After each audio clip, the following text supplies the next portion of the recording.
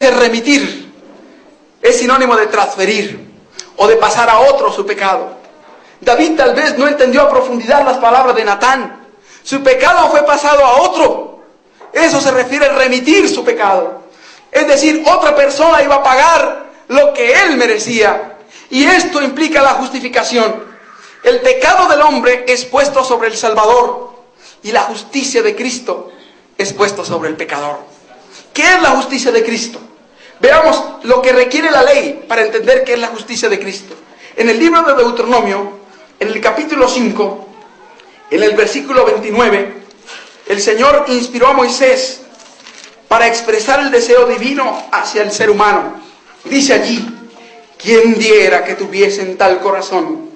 Noten el deseo de Dios de que esto sea una realidad. ¿Quién diera? Ojalá. ¿Quién pudiera? ¿Quién quisiera? ¿Quién diera que tuviesen tal corazón? Que me temiesen y guardasen todos los días todos mis mandamientos, para que a ellos y a sus hijos les fuese bien para siempre. ¿Quién diese que tuviesen tal corazón, que guardasen todos los días todos mis mandamientos? Todos los días. Esto es una justicia perpetua. Todos mis mandamientos. Esto es una justicia perfecta.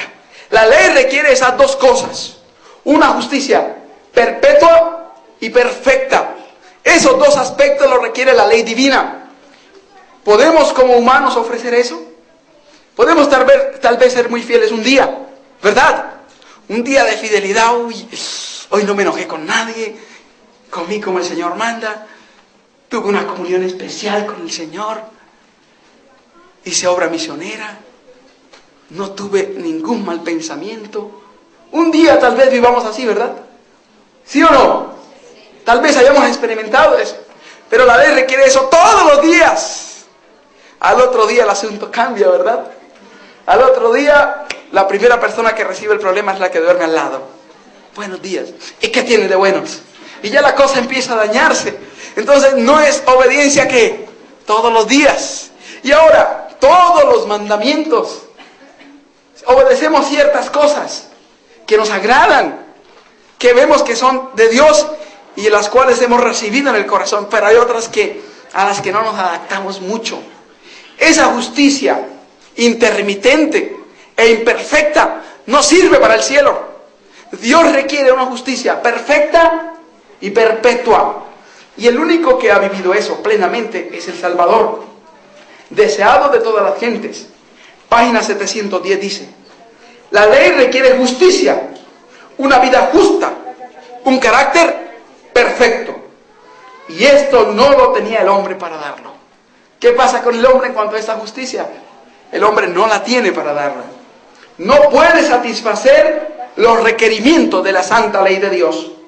Pero Cristo, viniendo a la tierra como hombre, vivió una vida santa y desarrolló un carácter perfecto. Ofrece estos como don gratuito a todos los que quieran recibirlos. ¿Qué hizo el Salvador? Como hombre vivió una vida santa y desarrolló, ¿qué más? Un carácter perfecto. Esa es la justicia de Cristo. Su vida santa y su carácter perfecto. Cuando el pecador contrito y humillado, él reconoce que merece la condenación y a los pies del Salvador suplica el perdón de sus pecados. Ese arrepentimiento inspirado por el Espíritu Santo es aceptado. Esa confesión es aceptada. Y entonces la vida de Cristo, esa vida de perfecta obediencia de 33 años, esa vida de un carácter inmaculado de 33 años, se coloca a nuestro favor y nos cubre. Y Dios ahora no ve al hombre o la mujer de 30, 35, 20, 40 o 50 años de pecado, sino ve a su Hijo, porque la justicia de Cristo, la vida inmaculada del Salvador, cubre a esa persona. Pero no solo ocurre esto, sobre el pecador no solo se coloca la justicia del Salvador.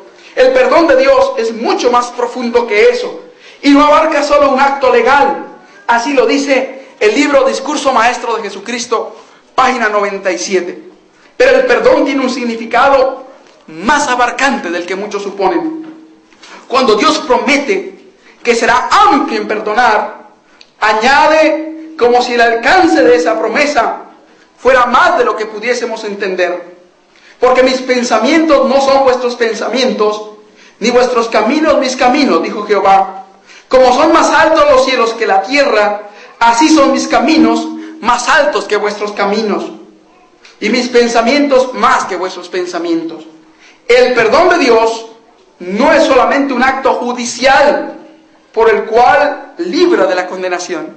¿Qué no es el perdón de Dios? Solo un acto judicial.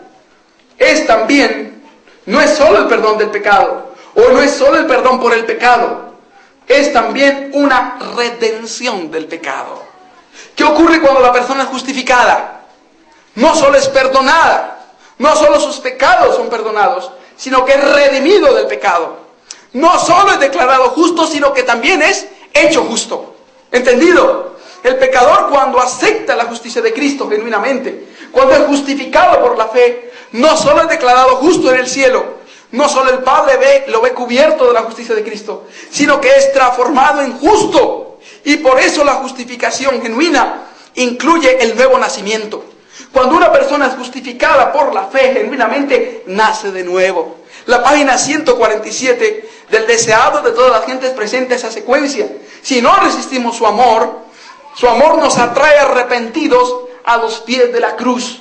Allí entonces confesamos los pecados y el Espíritu de Dios produce una nueva vida en el alma. Entonces el pecador experimenta algo maravilloso, lo que experimentó el paralítico cuando se confiesan los pecados genuinamente. Cuando el alma acepta a Cristo como su única esperanza de redención y salvación. Ese es el mensaje de la justicia de Cristo. Esa es la fe de Jesús de Apocalipsis 14:12. La confianza en el perdón pleno, amplio y completo de todos sus pecados. Acepta entonces la justicia de Cristo. Declara a Jesús como su justicia. Y dice: Jehová, justicia nuestra. Jehová, justicia mía. En ese momento su naturaleza es transformada. Ocurre un milagro maravilloso. Nace de nuevo. Ocurre el nuevo nacimiento. Ocurre lo que vivió ese paralítico. Entonces aquel hombre dice que cuando obtuvo el perdón de sus pecados, Jesús le dijo al paralítico: confía, tus pecados te son perdonados. La inspiración dice que la carga de la desesperación fue quitada de su alma. La paz del perdón inundó su espíritu y se reflejó en su rostro. En ese momento los pensamientos pecaminosos son puestos a un lado. Las malas acciones son abandonadas. El amor, la humildad y la paz reemplazan al odio, a la ira, a la contienda. La alegría reemplaza la tristeza. Nadie ve cuando la mano divina quita la carga del pecado del corazón, o cuando la luz de los atrios de Dios inundan el alma. Todo ocurre cuando por la fe el alma se entrega en manos del Salvador. Entonces se produce una nueva criatura. Eso es verdadera justificación por la fe. Una experiencia, una vivencia que transforma la naturaleza del hombre, que transforma al ser humano de hijo de Satanás en hijo de Dios, de un rebelde a la verdad a un hijo de Dios sujeto a los principios del cielo. Y entonces empieza un proceso maravilloso de sumisión, de obediencia y de entrega completa al servicio del Señor. Leí un pensamiento muy lindo aquí en la pluma inspirada. Noten lo que dice: el pecador no puede depender de sus propias buenas obras como medio de justificación. Debe llegar hasta el punto donde renuncia a todos sus pecados y acepta un grado tras otro de luz a medida que brillen sobre su sendero. Por la fe sencillamente echa mano de la provisión amplia y gratuita hecha por la sangre de Cristo. Cree en las promesas de Dios, las cuales mediante Cristo son hechas para él santificación, justificación y redención. Y si sigue a Jesús, caminará humildemente en la luz, regocijándose